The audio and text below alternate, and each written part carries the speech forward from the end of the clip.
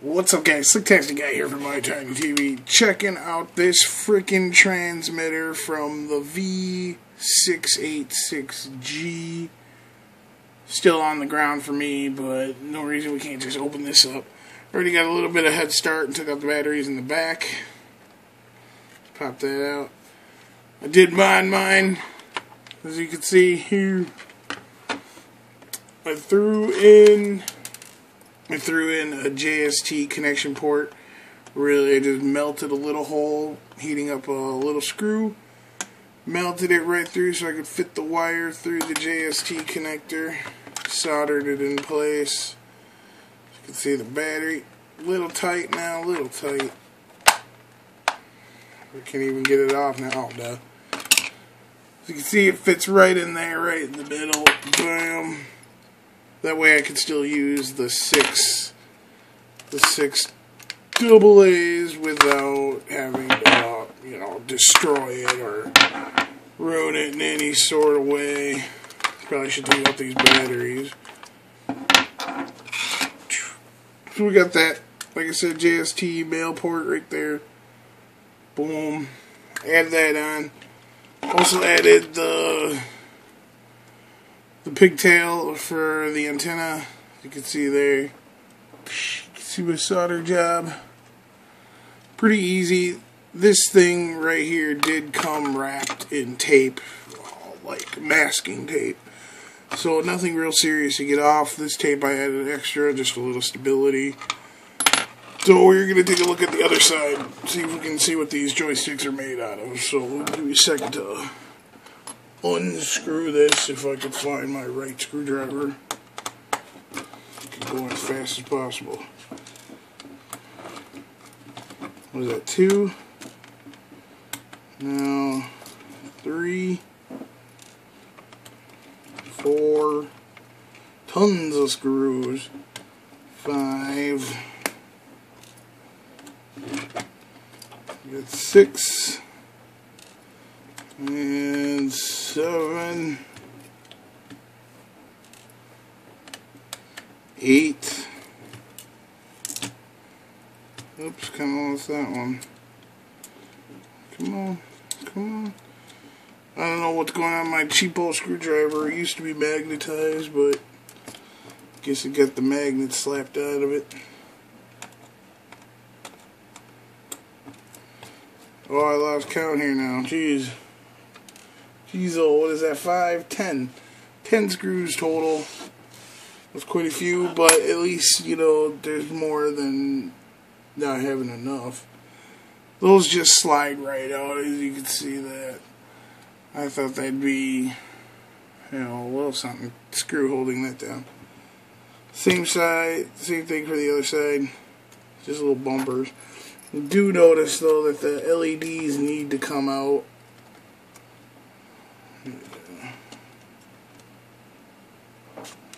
I take the front LED out, otherwise the wire, you can see it right here, it's very short to go into the LED, so you can't pull the board away unless you take this off. Bam, 2 screws in that. Now this should lift up. Now, forgot the all-important knob for the power switch. That needs to come off. Bam! You see, just popped right off. Nothing to it.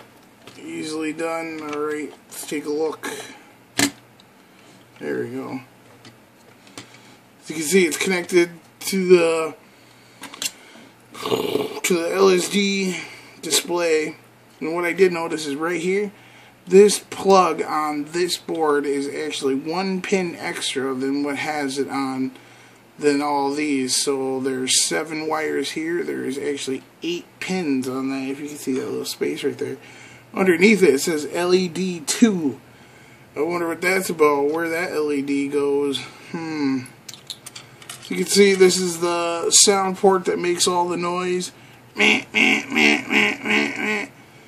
reason why I opened this up was request and also to take care of that little thing. I was just going to add a little piece of black tape over it. Something, well, maybe I'll just, no, we're gonna have to go with some of this. You know, just a little something, little Scotch tape. Don't hurt nothing. So we can just slap it right over. Hopefully that cuts back on the sound, because that's just horrible noise. Especially when you go into headless mode, it's like, ugh. Maybe I should add another layer. Just build up some layers. Get rid of that noise. You can see all these prongs here. These are actually just extensions. It's like a normal, typical button, but then you got these long, massive extensions. Pretty weird. See the joysticks? Joysticks look pretty awesome. I don't know how much detail you can really get. You can see that, what do they call it, 3-axis? These numbers on this side say 502F plus. There's numbers also down here, but they say the same thing. They're all hard soldered in. Looks like 4 points for 10 points. 10 points of solder on that. The other side looks to be about the exact same.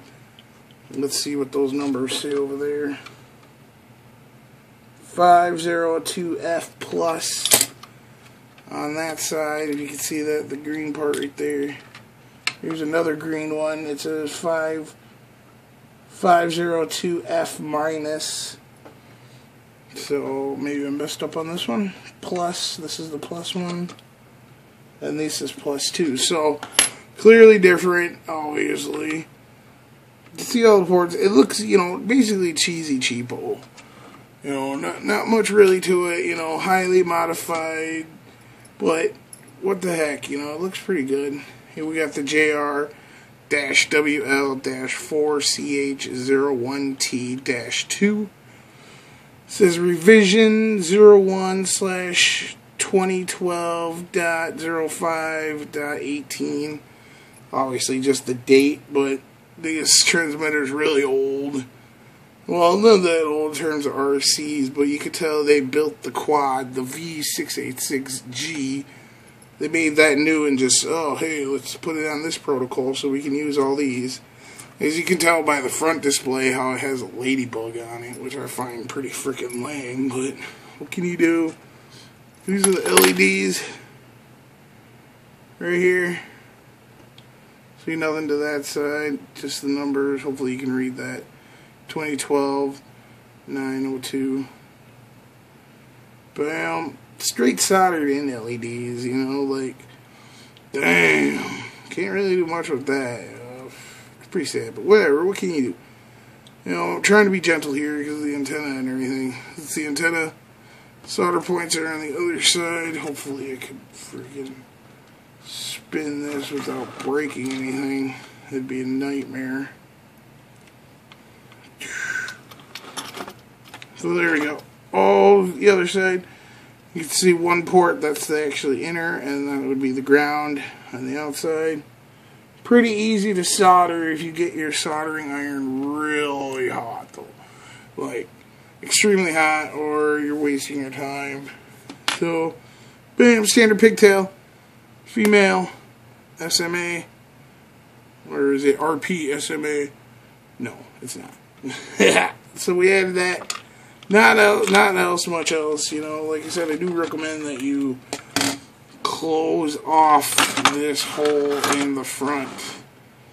You know, that is the sound device right over here that will beep and beep away. You know, we should put this back together, see if I can get it back together real quick.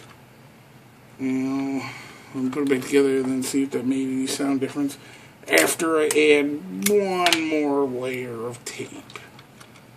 You know, might as well get it in there. After all, it's not hurting anything. Even if you wanted to go 4 layers of Scotch tape, just regular old cheapo, nothing special about this tape. So bam, pressed firmly over hole. Let's start putting it back together. See if I can do this quickly so we can turn it off. Otherwise, just fast forward. 2 minutes. Less than 2 minutes. Bam. Screw 1 done. I kind of like it. It's got some decent weight to it. The only problem I see is like there's not enough weight really or space to do like any kind of additional feature. Like I always wanted to add like a voltmeter on it so I could like plug my battery. Oh crap! Plug my battery into the controller or something connected to the controller, so I could tell what the batteries are doing.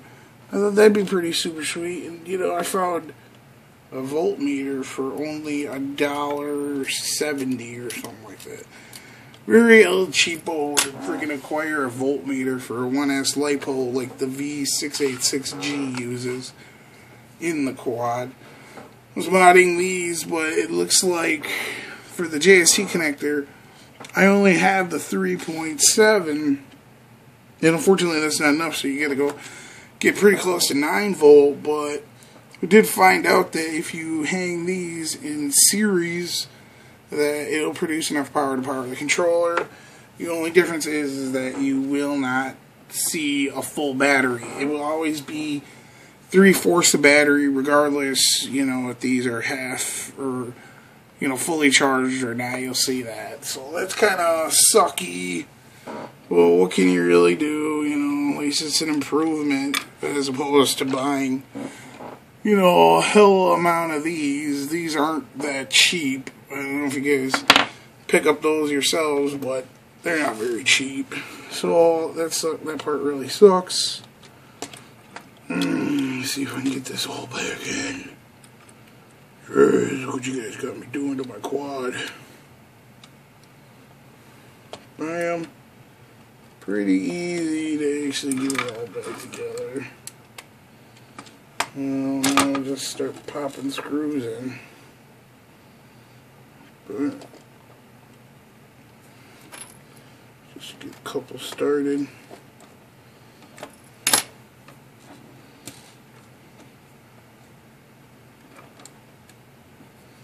Done.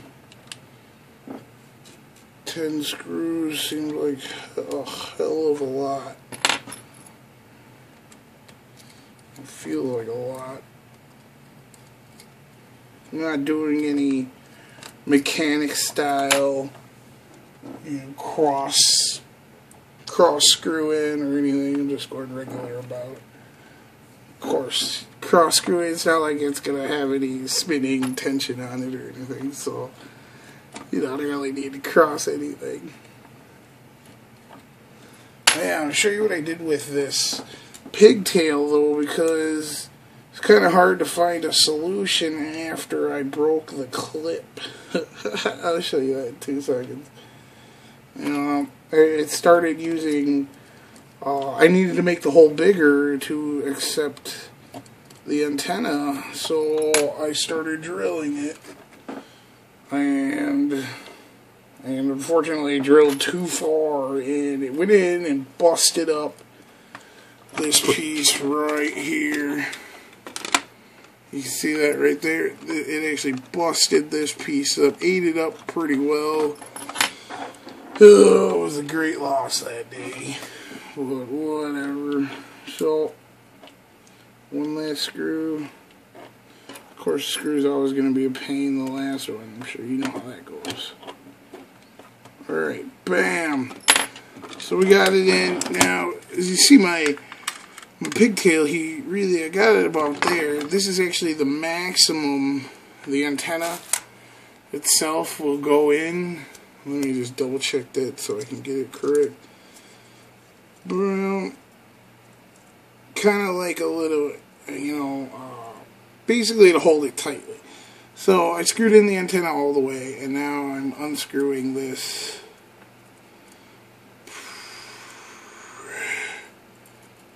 Like that. Bam. And then I just had that seated right here. Nothing too serious with it, you know. You can see, let me try and do that way. I just had it held there by really nothing but, you know, the manual screws that come with the controller to keep it closed. That's really what I use. Found it nice and easy, and it's strong enough to hold the FPV monitor without a problem. So bam, there you have it. If you just witnessed that, you just saw what I did. You can see it's kind of wiggly, but it all changes. Oh, look at that. I almost forgot the top bumpers.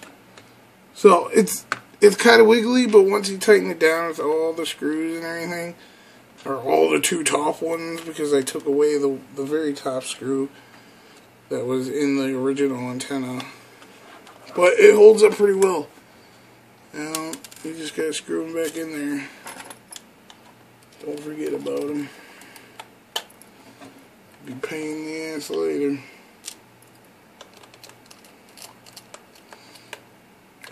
Okay, I go ahead and make those extra tight.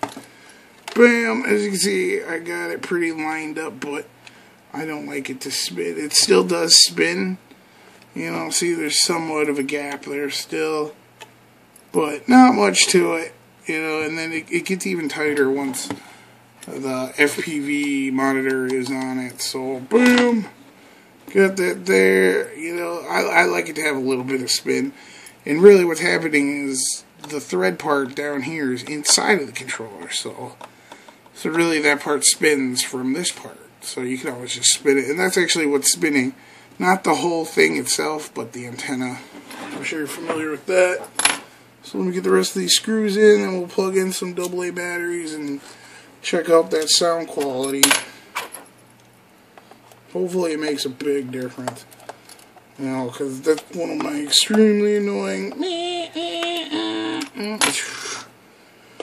It's god awful. You know, it's not going to be... Obviously, it's not going to be silenced. If I silenced it, I think that would kind of make the quadcopter a little lame. Because some noise from the controller is pretty decent. Oh, whoa, did I hit that off of there? Alright. Hopefully I got everything in the shot. You know. Alright, so here we go. One last battery. Boom, like I said, this is a JST part. It kind of fits right there. Just takes a little bit of a wiggle for this. Bam, see that? Easy as cake. Now, you notice, bam, this one clicking, this one is not. Too tight, too tight. Oh, I'll keep hitting that too. Bam, so too tight. You're gonna have to torque that down a little. Maybe good old half turn. You can see that now. Boom, good to go. So we get the antenna going, antenna's connected. Might as well add the finishing touch before. Bam. All the buttons, make sure all the buttons. You know, everything. Cool, here we go. Bam. Alright, obviously a clear, like, 50% cut in that sound volume. Let's go ahead and try the headless mode. Oh yeah. So, a big improvement. It's not so loud. I'd recommend this to everybody. I definitely did 4 layers of Scotch tape though. You know, you might want to go ahead and slap some black tape on there. That'd be a little thicker, so you probably do like 2-3 layers of black tape. But I could find my scissors to slap black tape on there, and it's kind of a pain in the ass to open this up. So, there you have it. You see, modded, no big deal. Sounds like there's something in there. I'm going to have to open it back up and take that out. Actually, I just believe that's the little rings around the antenna pigtails. So, alright, that's it, guys. Don't forget to like, subscribe.